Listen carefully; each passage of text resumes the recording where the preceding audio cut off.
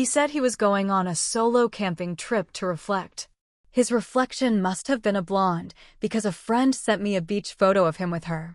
I called his favorite restaurant and reserved a table for 2 under her name. When they walked in, the staff said, "Your wife's already waiting." She wasn't me. I never thought I'd be here, but after what happened last week, I need to get this out. Maybe someone will understand. Maybe someone's been through something similar. I don't know. But here it is. I'm a 42 female, married to a man I thought I knew for 17 years. His name is Mark, 45 male. We live in San Diego. 2 kids, our son is 14, our daughter is 11. Mark's a software guy. Quiet, smart, a little dry, but dependable.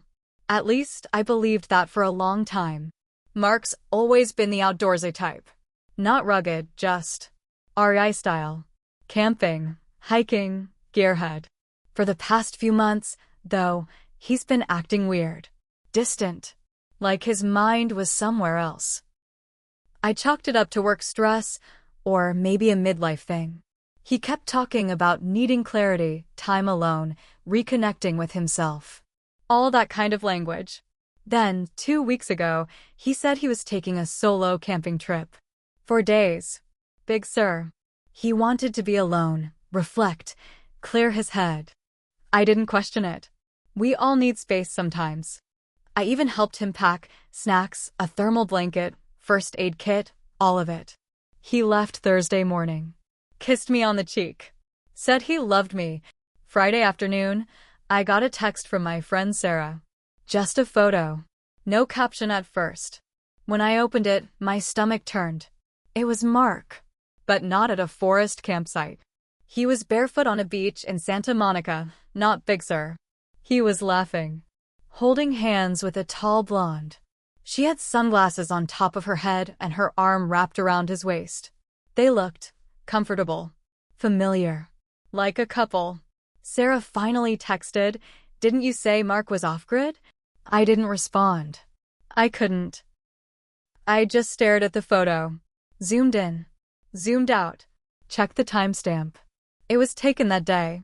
The man I kissed goodbye the morning before was now smiling on the sand with another woman. And I felt like I couldn't breathe. I didn't confront him right away. I'm not a yeller.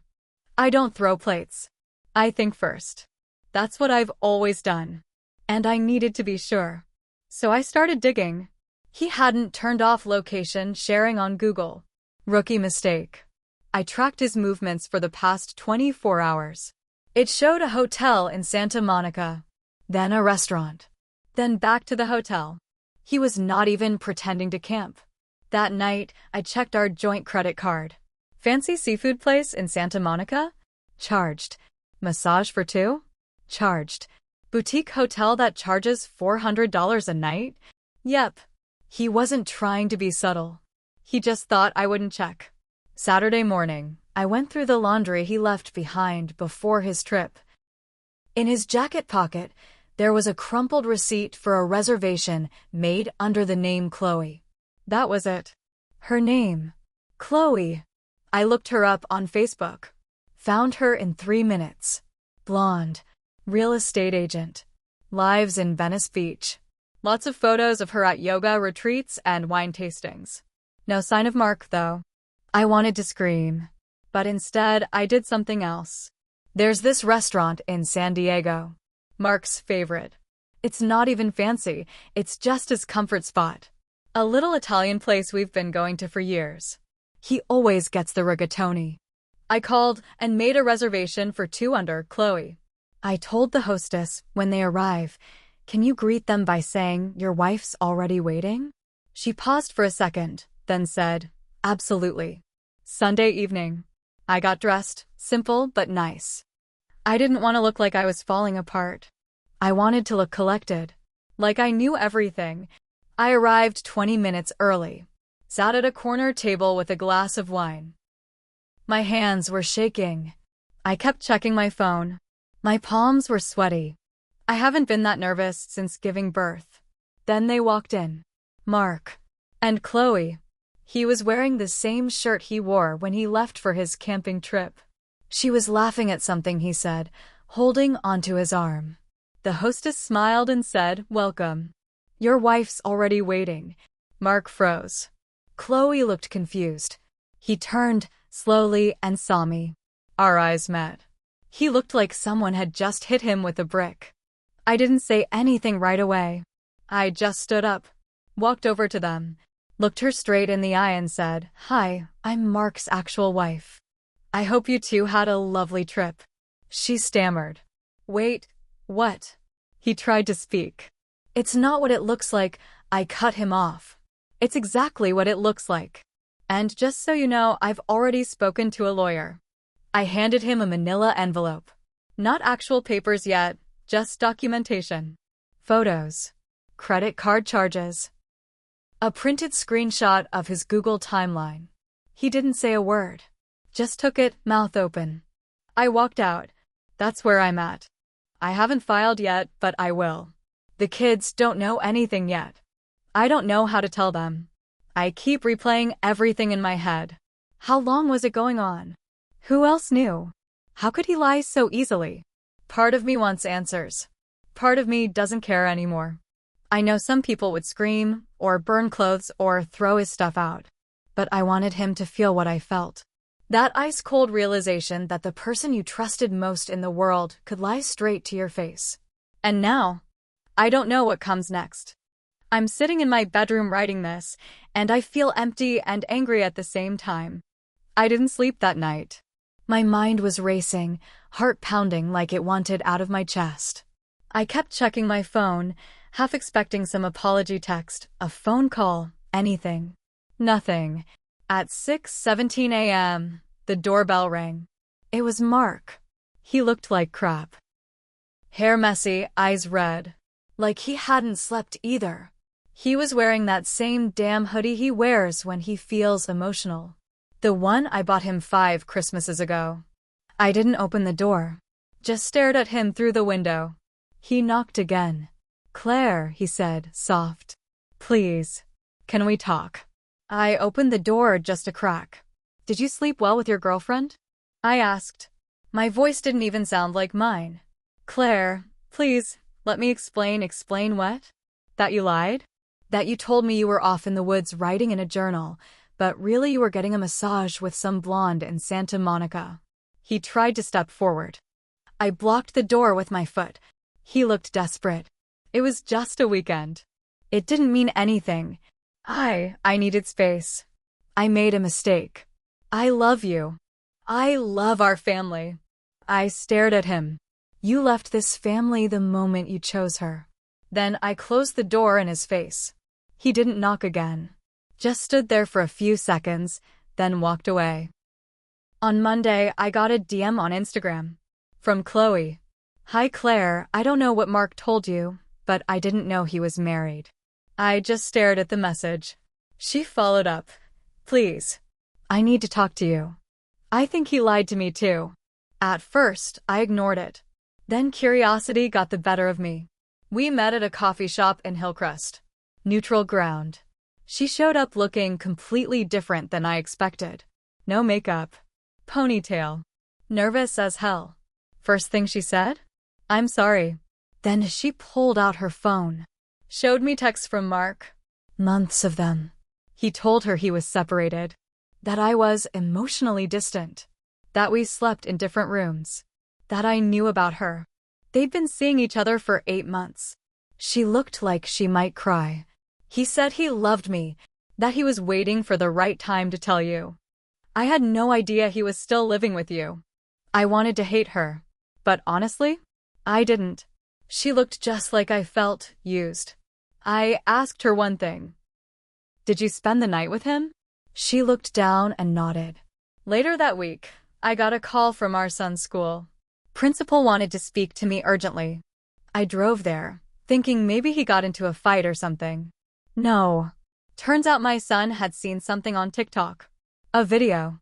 Posted by a random account. Just 10 seconds long. A shot of Mark and Chloe kissing on that same Santa Monica beach. With the caption, "When your man says he's on a solo trip, but you're the solo he's tripping on, face blowing kissed."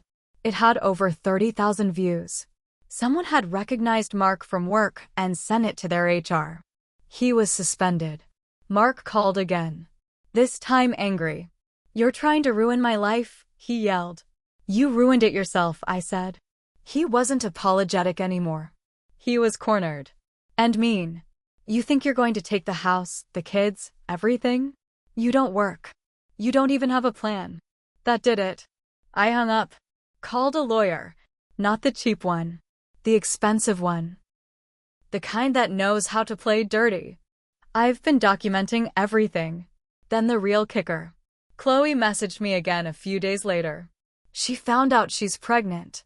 And she's not sure if she's keeping it. She told Mark. He told her he'd handle it. I don't know what that means, but something tells me he's trying to make it all go away quietly. But here's the thing, he doesn't get to make decisions anymore. He lost that right the day he packed a tent and ended up with his toes in the sand next to someone else. And that's where I'm at now. It's not over. Every day, something new drops like a brick. One lie leads to another, and each one makes me wonder, who the hell was I married to all these years? And worse, how did I not see it? Should I reach out to his job? Should I tell the kids? I don't know. But the storm is building, and I'm not just sitting in it anymore. I'm standing right in the middle of it, and I'm finally ready to fight back. After all that, I figured I'd keep the kids out of it until I had a real plan. Let them focus on school, not adult drama. But kids aren't dumb. One evening, while I was folding laundry, my 14-year-old son stood in the doorway, arms crossed. "Is Dad moving out?" he asked. I paused. "Why do you ask that?" He pulled out his phone. "Because I saw this." It was the same TikTok Chloe posted of her and Mark at the beach. Someone had reposted it, and it landed on his For You page. He recognized the shirt Mark was wearing. It was his shirt. My son lent it to him for the camping trip. I sat him down, told him the truth. Not everything, but enough. He didn't cry. He just nodded and said, "I knew something was weird." He's been on his phone a lot, always smiling at texts. I didn't know whether to be proud of his emotional control or heartbroken that he saw it coming. My daughter didn't know yet. She still thinks her dad is a hero. That part's going to break me. While Mark was suspended from work, he started showing up at the house randomly, saying he missed the kids, asking to come in just for a minute. One afternoon, he came by when I wasn't home. I have cameras. Ring doorbell. Security in the hallway. He knew that. Still came in through the garage code. He was in the house for 11 minutes. Left with nothing visible. I checked everything after. Jewelry box? Untouched. Drawers? All good. Then I checked our closet. Behind the old winter coats, there was a shoebox. The lid was off. Inside was a second phone. His. Not his main one, the other one. The one I didn't know about. I turned it on. No password. It was full of messages. To 3 other women. Chloe wasn't even the only one. There was a Danielle from Temecula, a Lena from Phoenix, and someone saved under Jim that he was clearly seeing in person. He had a whole life outside our marriage. Multiple lives, actually. This wasn't just one affair. This was a whole damn system. I texted Chloe. "Did you know about the others?" She called me in less than 10 seconds. "No," she whispered. Oh my God. I thought I was the only one. I sent her screenshots. She went quiet. Then said, "Claire, I think I made a mistake. I'm keeping the baby." I didn't say anything. What could I say? Then she added something I didn't expect. "I want you to know I'm going to raise this baby alone. I don't want anything from him." I almost cried. She wasn't the villain in this. She was just the first one to fall for his lies. Like I had, 17 years ago. A few days later, Mark called me, this time from a landline. Not his cell. He sounded calm. Too calm. "Claire, I'm being let go." I didn't say anything. He kept going. "They found the TikTok." Then HR got an anonymous envelope. Pause. You sent it. I stayed silent. Then he snapped. You're trying to destroy me. You think this helps the kids? I said, you did that all on your own. He hung up. 10 minutes later, I got a call from his HR department. They wanted to confirm the timeline of separation. Apparently, Mark had told them we were divorced over a year ago. I laughed. Loud. No, I said. He lived here until last weekend. Silence on the other end. Thank you, ma'am. That's all we needed. The next twist didn't come from Mark. It came from his sister. We've always been close. She used to joke that she liked me more than him. She came over one night with a bottle of wine. No small talk. Then she dropped this bomb. He did this before. I blinked. What? In college. He had a girlfriend. Then 2 more. All at the same time. I caught him once. Thought he grew out of it. She sipped her wine. Guess not. I was speechless. She looked at me, eyes soft. You were the best thing that ever happened to him. And he ruined it. So now I'm here. The man I married was never who I thought he was. The trust is beyond gone. The kids are halfway broken. Chloe's pregnant. His job is gone.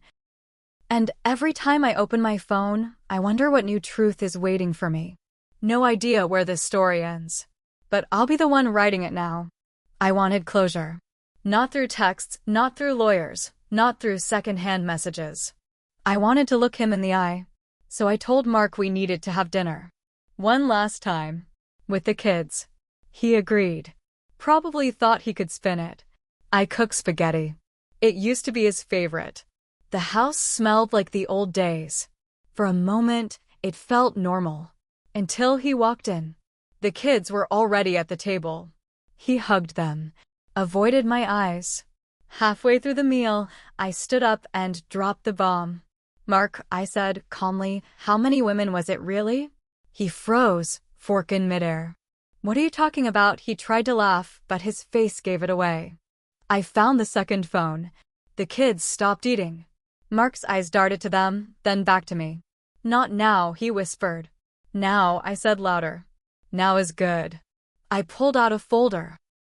Printed messages. Photos. Texts. Hotel confirmations. All of it. I dropped them on the table. My son pushed back his chair. So it's true. Mark stared at him. I made mistakes.